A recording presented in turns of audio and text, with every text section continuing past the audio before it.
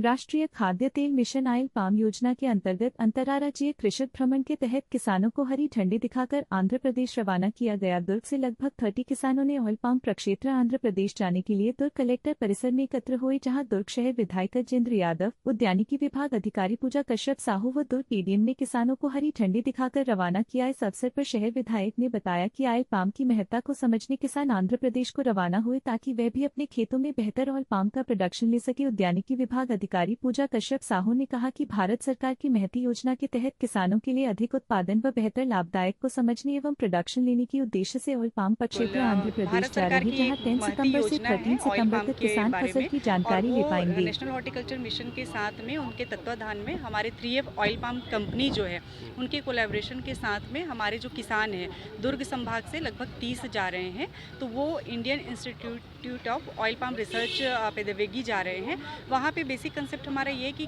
Oil palm जो है एक नया सब्जेक्ट है हमारे किसानों के लिए, और वो इस सब्जेक्ट को बेसिकली जानना चाहते हैं कि वो खेती कैसी होती है, जलवायु कैसा चाहिए, फल आने के बाद उसका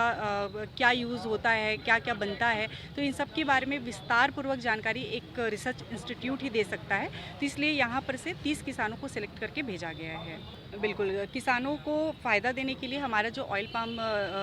जो हमारा स्कीम है उसके तहत किसानों को लगभग 1.5 लाख की सब्सिडी हम दे रहे हैं, जिसमें कि उनको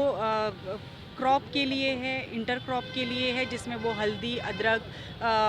जिमीकंद जो हमारे लोकल एरिया पे लगता है उसका यूज़ कर सकते हैं, जिसमें 5,250 रुपये 4 साल तक लगातार दिया जाएगा। वर्मी कंपोस्ट टाका के लिए 15,000 है, साथ ही ड्रिप इरिगेशन के लिए है, बोरवेल के लिए है। इस प्रकार से कुल मिलाकर के 1.5 लाख की सब्सिडी पर हेक्टेयर के हिसाब से प्रतिवर्ष के खेती जो ये क्रॉप है उसका जो आयु हम कहते हैं वो लगभग 30 से 35 साल तक का हम एक ऑन एन एवरेज मान सकते हैं, उससे ज़्यादा भी हो सकता है। इसकी पैदावार जो होती है वो 5 साल के बाद एक इकोनॉमिक प्रोडक्शन होना चालू हो जाता है, और इसकी जो खेती अगर हम एक इकोनॉमिक वे पे देखें तो ये 9 से 10 मीटर की दूरी पे लगाई जाती है। और सबसे अच्छी बात ये है कि हमारी जो 3F ऑयल पाम कंपनी है वो बाईबैक की गारंटी देती है, मतलब किसानों के खेत पे फल आ गया, उस फल को कटाई करके कंपनी तक ले जाना, ये इस 3F ऑयल पाम की जिम्मेदारी होती है, ना कि किसानों की। Thank you. राष्ट्रीय बागवानी मिशन के तहत हमारे यहाँ किसानों का एक राज्य से दूसरे राज्य में अलग अलग खेती सीखने के लिए,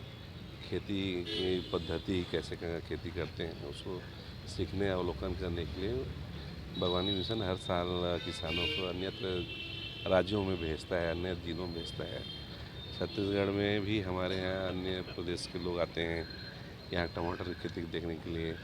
यहाँ जो अभी काजू खेती जो हो रही है उसको देखने के लिए आते हैं, यहाँ जो हमारे यहाँ इमली का प्रसंस्करण केंद्र है उसको देखने के लिए आते हैं। वैसे ही अभी हमारी सरकार ने जो आप देखे होंगे कि दलहन तिलहन में भारत सरकार माननीय मोदी जी ने चिंता व्यक्त की है, और उनके निर्देशों पे और हमारे छत्तीसगढ़ सरकार ने माननीय विष्णुदेव साय जी के नेतृत्व में यहाँ पे पाम ऑयल की खेती बड़े मात्रा में, प्रचुर मात्रा में उसकी चिंता सरकार कर रही है। और आज यहाँ के दल रायपुर से रवाना हो रहे हैं, जो वहाँ अभी पाम ऑयल की खेती कुछ सीमित हेक्टेयर में हो रही है। अपन 4,000 हेक्टेयर से ऊपर अगर खेती एक बार चालू हो जाए तो पहले मैं बचपन में आपको ध्यान में होगा कि पाम ऑयल एक राशन दुकानों में मिलता था, 2 लीटर का डब्बा आता था और बड़ी लंबी